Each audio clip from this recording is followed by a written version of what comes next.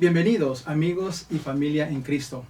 Una vez más me dirijo a ustedes por medio del internet, por medio de Facebook y de nuestra página web, agradeciéndoles por su grata atención que están poniendo al mensaje.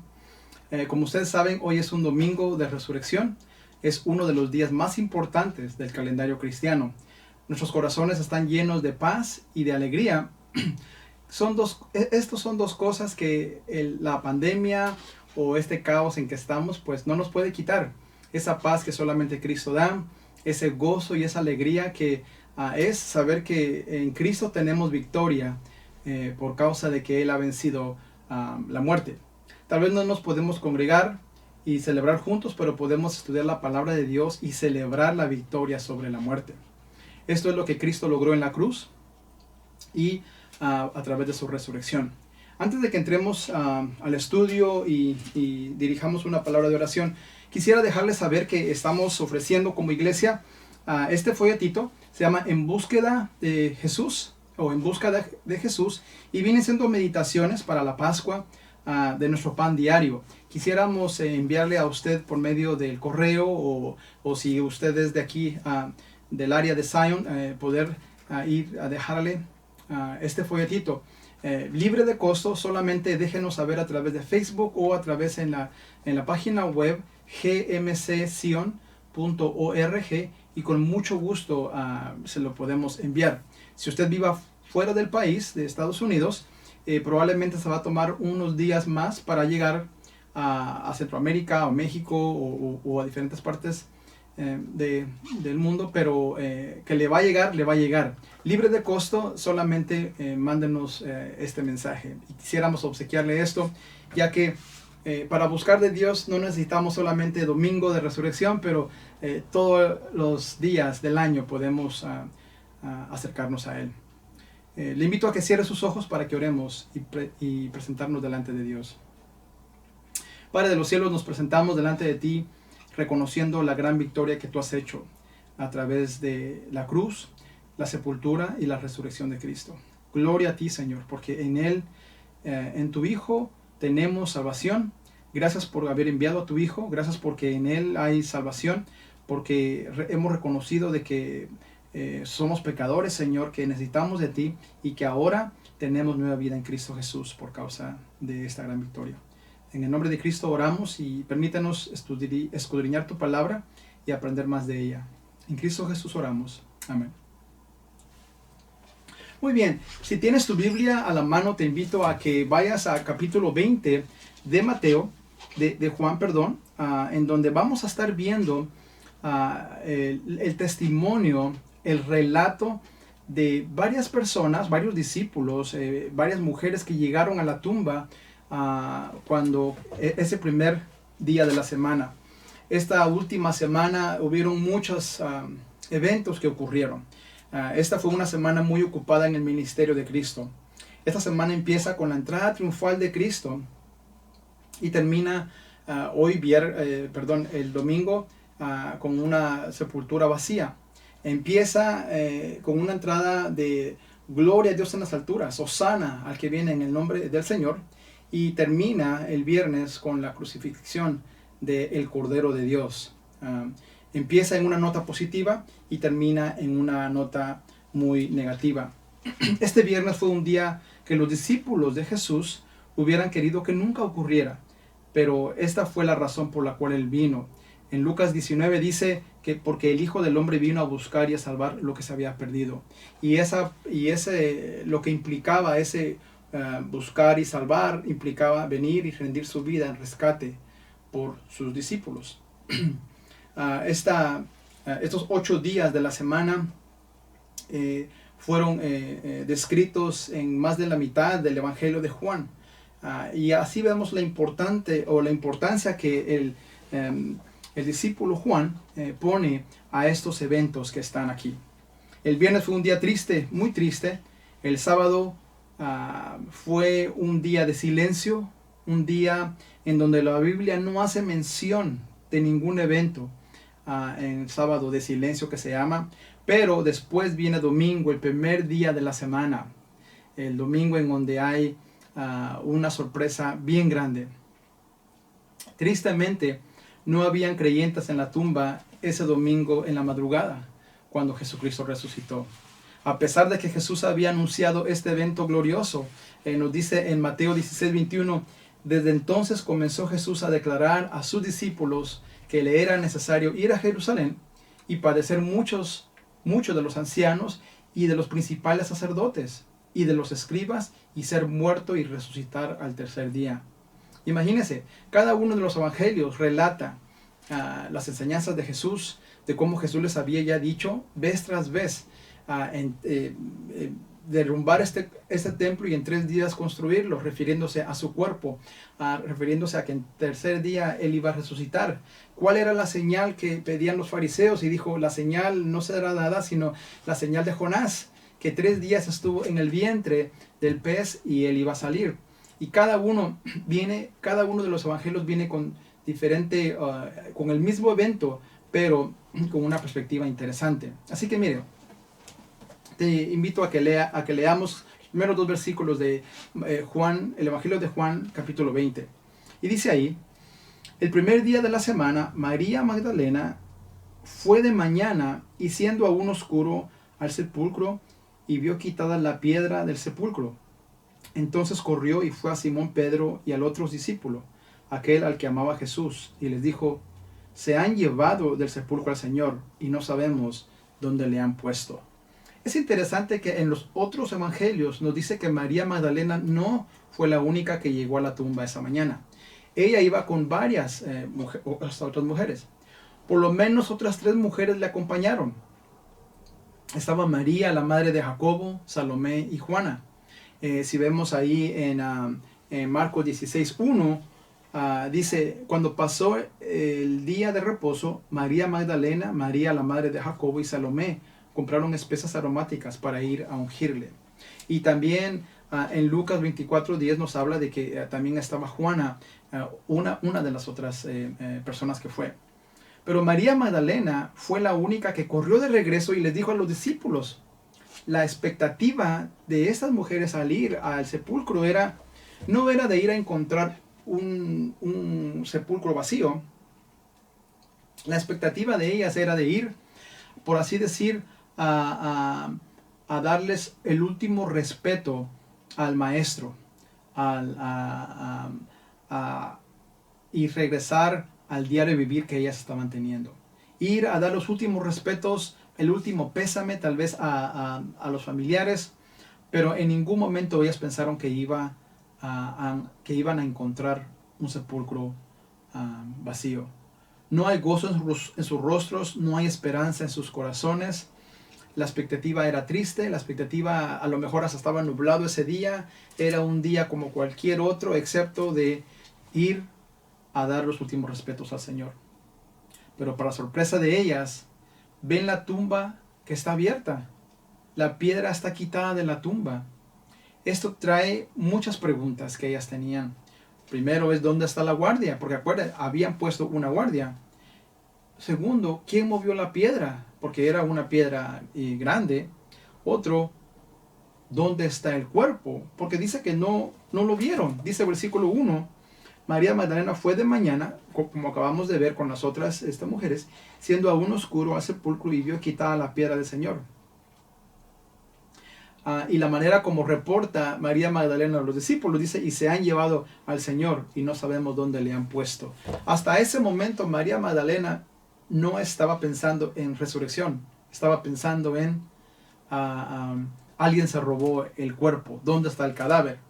Aún después, cuando regresa María, ella creyó que Jesús está muerto y que alguien se había llevado el cuerpo.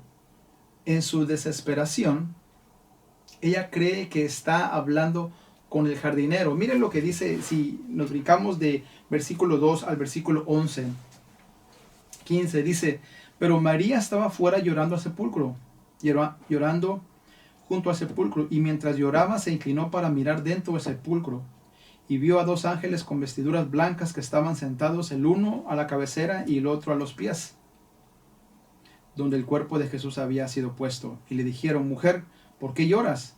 Les dijo, porque se han llevado a mi Señor, y no sé dónde le han puesto. Cuando había dicho esto, se volvió y vio a Jesús que estaba allí, mas no sabía que era Jesús. Jesús le dijo, mujer, ¿por qué lloras? ¿A quién buscas?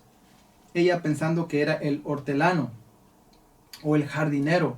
Dicen aquí en Estados Unidos el landscaper, la persona que se encarga de los jardines y del mantenimiento de los jardines. Le dijo, Señor, si tú lo has llevado, dime dónde lo has puesto y yo lo llevaré. María Magdalena todavía pensaba, el cuerpo ha de estar por acá en el cementerio. ¿Dónde está? Nada más dime, a lo mejor se equivocaron en dónde lo pusieron, dice, pero nunca en su mente estaba el pensar, ¿será que ha resucitado? Hasta que Jesús dice su nombre. Cuando Jesús habla tu nombre, cuando Jesús llama, como lo vimos hace unas semanas antes, cuando Jesús le dijo, Lázaro, ven fuera de la tumba a vida, ven fuera, sal de esas tinieblas. Jesús, el autor de la vida, le dice, María, y si se da cuenta ahí en el versículo 16 está con dos signos de exclamación. No fue un María suave, fue un María fuerte. Volviéndose le dijo, maestro o Raboni. ¿Qué quiere decir maestro? Así que este mensaje, los primeros creyentes, los primeros personas que rindieron sus vidas a reconocer a Jesús como su Salvador, vendrían siendo, primeramente en el texto de hoy, vemos que María, la primera creyente. Así que ella viene a ser la primera que pone su fe en Jesús como su Salvador. Marcos 16:11 nos dice que ellos cuando oyeron que vivía y que había sido visto por ella, dice que no lo creyeron. Los discípulos no le creyeron a María Magdalena. Pero esta había sido la razón por la cual Juan el evangelista escribe este evangelio. Versículo 30 y 31 de ese mismo texto nos dicen, dice, hizo además Jesús muchas otras señales en presencia de sus discípulos, los cuales no están escritas en este libro. Pero estas se han escrito para que creáis que Jesús es el Cristo, el Hijo de Dios, y para que creyendo tengáis vida en su nombre. Así que esta era la razón de que al escuchar ese testimonio vinieran a no solamente conocer a Jesús como una figura histórica, como un personaje, como alguien que existió en los siglos pasados, como Alejandro el Grande o cualquier otro filósofo griego, sino más bien como una persona que vino como el ungido de Dios, como el Mesías, rindió su vida y dio su vida en rescate por sus seguidores. Cristo Jesús, Dios con nosotros. Así que mira, vamos a repasar lo que hemos visto hasta ahorita. Hay por lo menos 4 mujeres deciden ir a embalsamar o a ungir el cuerpo de Jesús para su entierro. Su propósito era triste, pero era de dar los últimos respetos al cuerpo de Jesús. Encuentran la tumba vacía y al entrar escuchan la noticia de un ángel que les dice, lleven las buenas nuevas de la resurrección a los discípulos.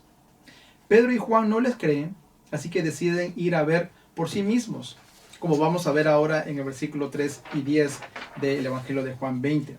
Dice, vamos a seguir ahí en la lectura, versículo 2 más bien, dice, entonces corrió y fue a Simón Pedro y al otro discípulo, aquel que amaba a Jesús, y les dijo, se han llevado del sepulcro al Señor y no sabemos dónde le han puesto.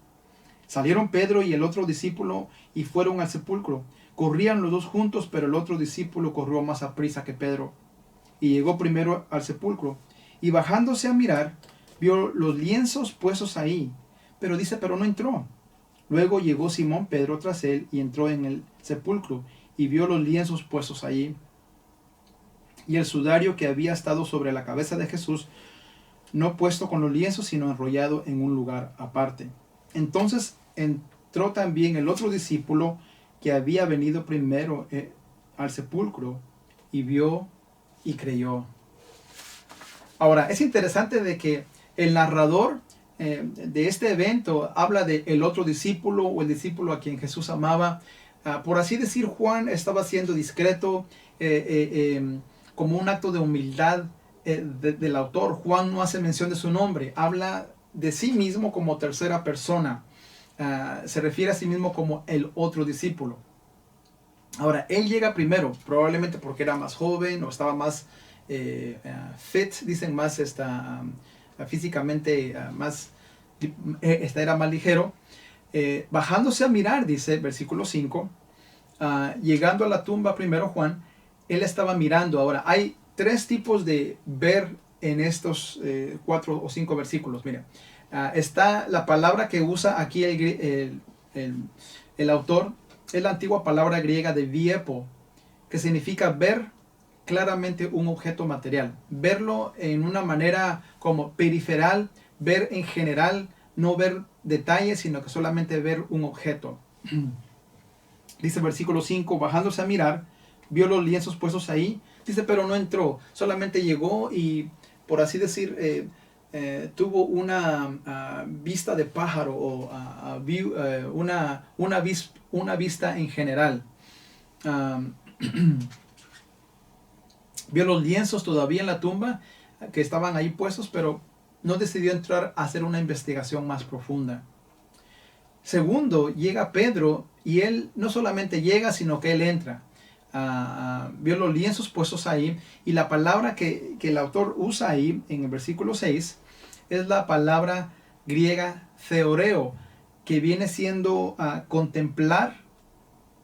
Teoreo da la idea de observar, da la idea de escudriñar, de considerar el panorama de lo que está viendo Pedro. Que la ropa estaba aún ahí ordenada, era como si el cuerpo se hubiera prácticamente evaporado, dejando allí los lienzos. La manera ordenada en que encontraron los lienzos muestra que no había sido un robo y que algo único había sucedido en la tumba. Pedro entra y él hace por así decir, un scan de todo el evento. Esta es la palabra que usa ahí en el versículo 6. Cuando dice, luego llegó Simón Pedro tras él y entró en el sepulcro y vio los lienzos puestos ahí.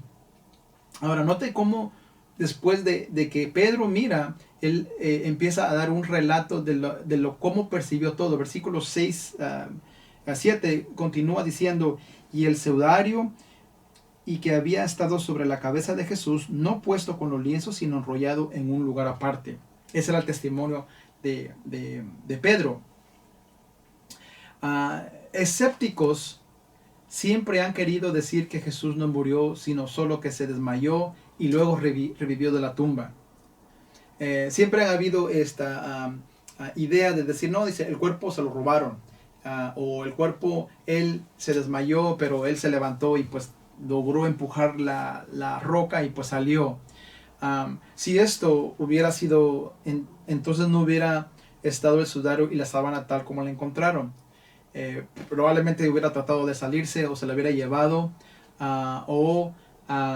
hubieran estado esparcidas su vestimenta, la sábana con el sudario que tenía en la cabeza. Ahora, para poder entender este concepto, tenemos que entender también la tradición judía de cómo preparaban para los entierros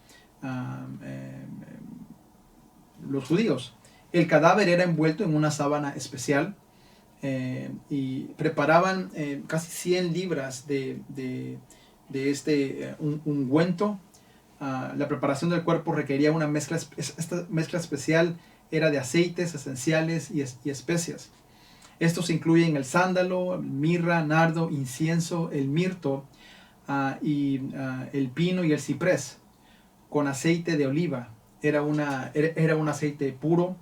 Le ponían en la cabeza un sudario envuelto y ungían todo el cuerpo excepto la cara, el cuello o los hombros. Y prácticamente estaba como, vamos a decir así, como una momia, pero excepto la cara, el cuello ni los hombros, para preparar el cuerpo.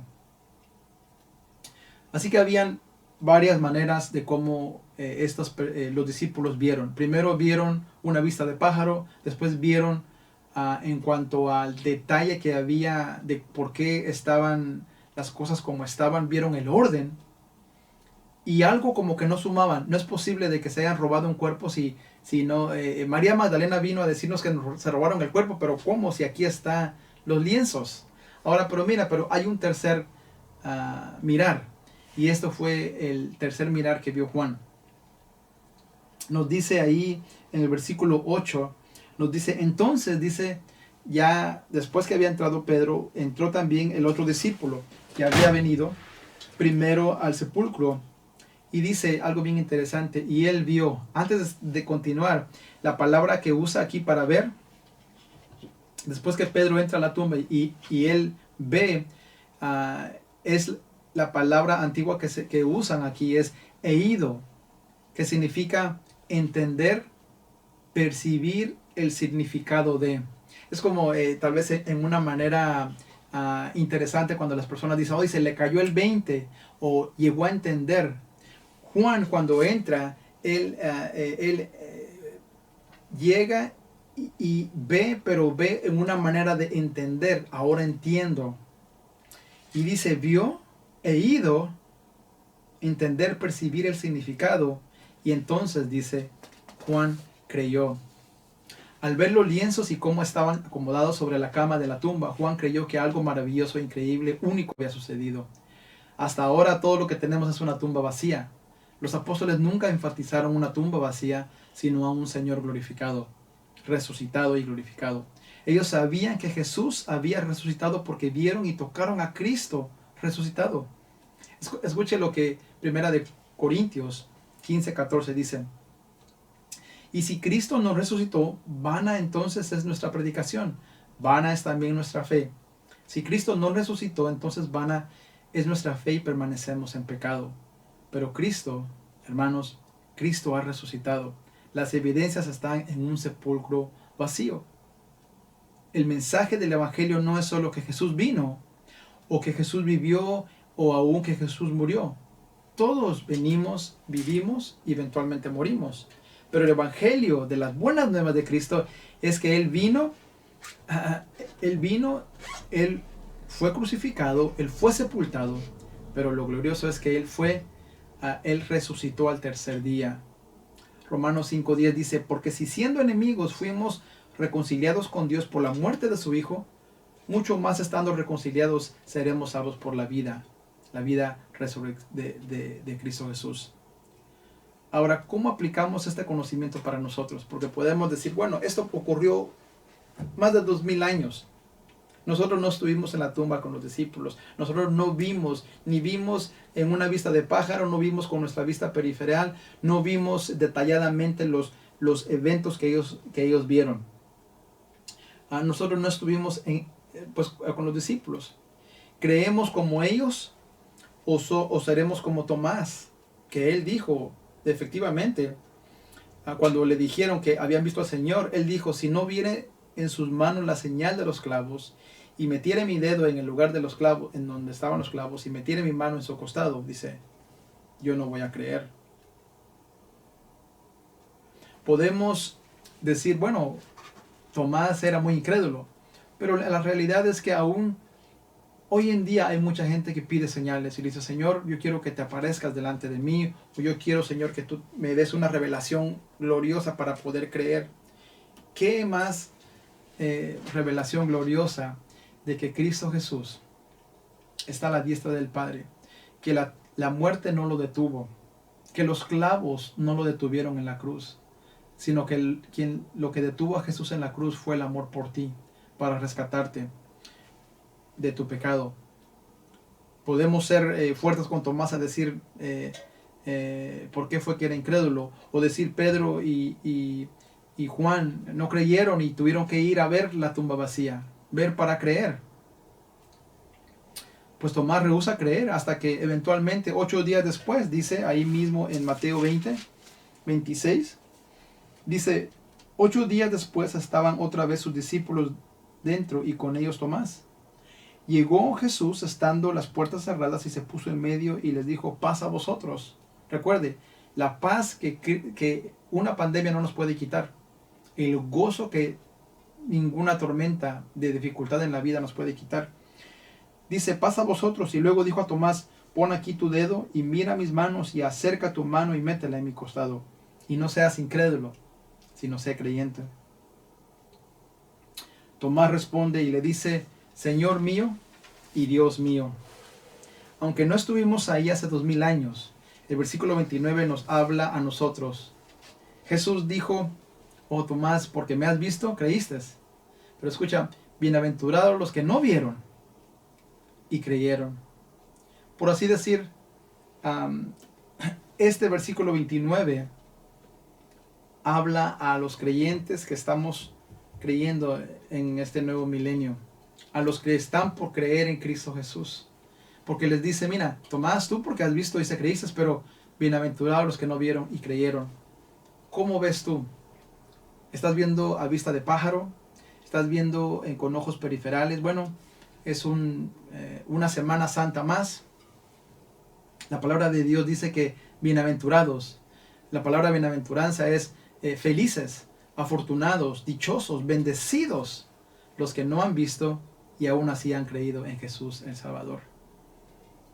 Jesús apareció a muchas personas, no solamente a María Magdalena, a Juan, a Pedro, a sus 11 discípulos. Acuérdense de que para entonces ya se había colgado a Judas. Se le apareció al apóstol Pablo. Nos dice, de hecho, se acuerda también a los 2 discípulos que iban camino a Emaús.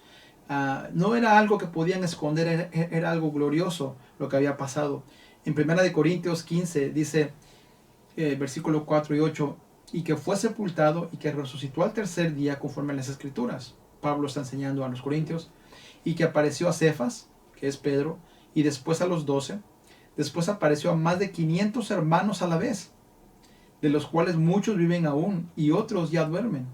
Después apareció a Jacobo, después a todos los apóstoles y al último de todos, como a un abortivo, me apareció a mí, dice el apóstol Pablo.